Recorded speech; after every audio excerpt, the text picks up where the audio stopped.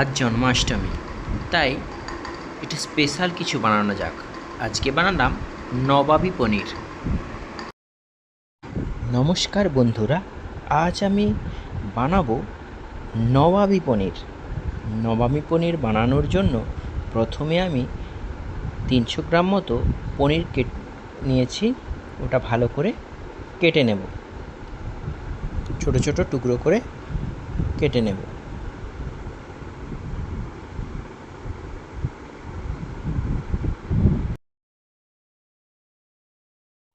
আমি একটা বাটিতে নুন জল করে রেখে দিলাম। ওর মধ্যে আমি পনিরগুলো ভেজে তুলে ওর উপর রাখবো, যাতে পনিরটা সফট হয়। সে কারণের জন্য এইভাবে করব। এরপর আমি গ্যাসের মধ্যে গ্যাসটা জ্বালিয়ে কড়াইটা চাপিয়ে দিয়েছিলাম।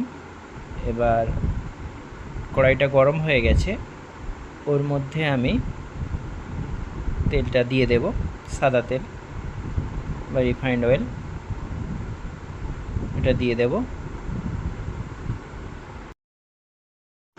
সাদা তেল গরম হয়ে গেলে আমি যে পনিরের টুকরোগুলো কেটেছিলাম সেগুলো ওর মধ্যে দিয়ে দেব।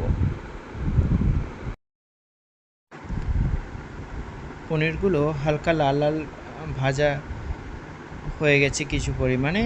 কিছুটা উল্টে উল্টে আমি কড়াইতে আবার একবার আরেক পিঠ করে দিয়ে দিচ্ছি।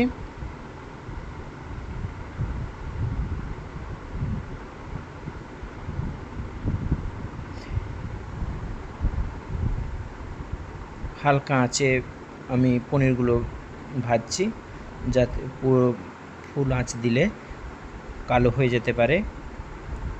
সেই জন্য আমি আস্তে আস্তে অল্প ফ্লেমে ভাজছি। লো ফ্লেমে দিয়েই পনিরগুলো ভাজছি। এরপর আমি যখন ভেজে ওগুলো তুলে নেব, তুলেই আমি একদম ওই যে গরম জলটা রেখেছিলাম, নুন জলটা, সেই নুন জলের মধ্যে আমি পনিরগুলো তুলে তুলে দিয়ে দেব।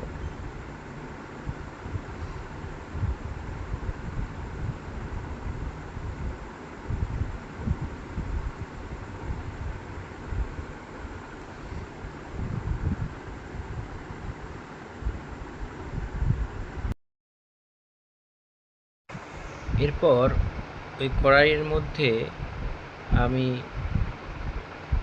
কিছুটা সাদা তেল দিয়েছি। দেওয়ার পরে সাদা তেলটা গরম হয়ে যাওয়ার পরে আমি কিছু গোটা গরম মশলা একটু ভাঙা ভাঙা করে দিয়েছি। লবঙ্গ, দারুচিনি, এলাচ, দু একটা গোলমরিচ সব আধ ভাঙা করে দিয়েছি। দেওয়ার পরে একটু জিরে দিয়েছি। দেওয়ার পর আমি কাঁচা লঙ্কা, আদা, টমেটোর একটা পেস্ট করে রেখেছিলাম, ওটা ওই তেলের মধ্যে দিয়ে দেব। দেওয়ার পর আমি একটু নেড়ে চেড়ে নিচ্ছি।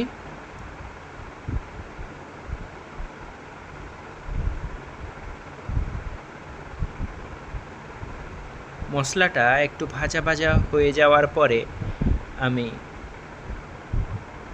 ওর মধ্যে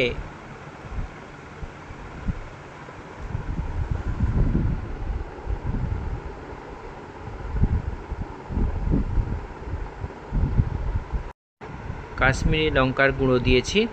দেওয়ার পর একটু খুন্তি দিয়ে নাড়াচাড়া করে নিচ্ছি।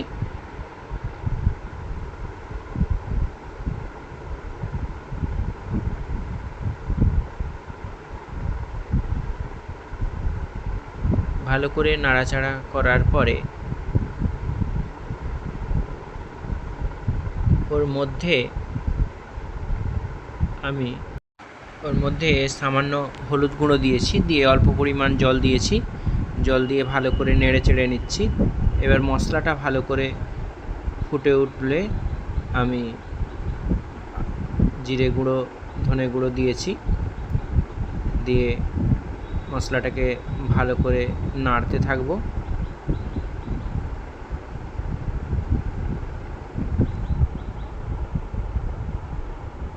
মশলাটা থেকে তেল ছেড়ে দিয়েছে। এরপরে আমি কাজু, পোস্ত, চালমগজের মিশ্রণটা করে রেখেছিলাম সেটা দিয়ে দেব। দেওয়ার পর আমি ভালো করে নেড়ে চেড়ে নেব। নেড়ে চেড়ে নেওয়ার পরে আমার যে মশলা জলটা ছিল আমি ওটা দিয়ে দেব। দিয়ে একটু গ্যাসটা বাড়িয়ে দেব। দেওয়ার পর ভালো করে ফুটিয়ে নেব। ভালোভাবে মশলাটা ফুটে উঠলে ওর মধ্যে আমি কিছু পরিমাণে জল দিয়ে দেব। গরম জল দিয়েছি, হালকা গরম জল। গরম জল দেওয়ার পরে মশলাটা ভালোভাবে ফুটে উঠলে ওর মধ্যে আমি যে পনিরগুলো ভেজে রেখেছিলাম জল থেকে বের করে ওর মধ্যে দিয়ে দিলাম। আমি জলের মধ্যে রেখেছিলাম, কিছুক্ষণ পরে আমি ওই জলটা থেকে তুলে নিয়েছিলাম, দিয়ে রেখে দিয়েছিলাম। এবার সেই পনিরগুলোই আমি দিয়েছি। দেওয়ার পরে এটা অল্প আঁচ করে দিয়েছি যাতে মশলাটা ওই পনিরের মধ্যে আস্তে আস্তে ঢুকে যায় এবং টেস্টটা সুন্দর লাগে। এরপর আমি একটু বাতাসা দিয়েছি এবং বাতাসাটা গলে যাওয়ার পরে আমি ওর মধ্যে একটু গরম মশলা গুঁড়ো দিয়েছি। গরম মশলা গুঁড়ো দিয়ে দিলাম। দেওয়ার পরে আমি অল্প পরিমাণে ঘি দিয়ে দেব। ঘি দিয়ে আমি ভালো করে নাড়াচাড়া করব।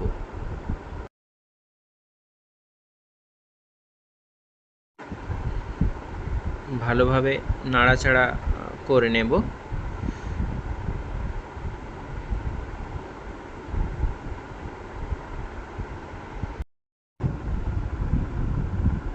পনিরটা ভালোভাবে ফুটে উঠেছে। এরপর আমি গ্যাসের ফ্লেমটা বন্ধ করে দিয়েছি। দেওয়ার পর আমি এর মধ্যে আমি কিছুটা পরিমাণে মালাই দিয়েছি।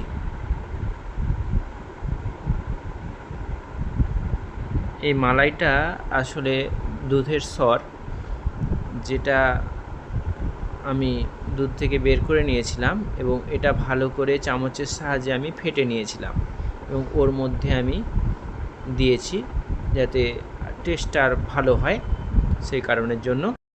এরপর আমি গ্যাসের ফ্লেমটা অন করে একদম আঁচটা কমিয়ে দিয়েছি। দিয়ে ভালো করে নাড়াচাড়া করতে থাকবো।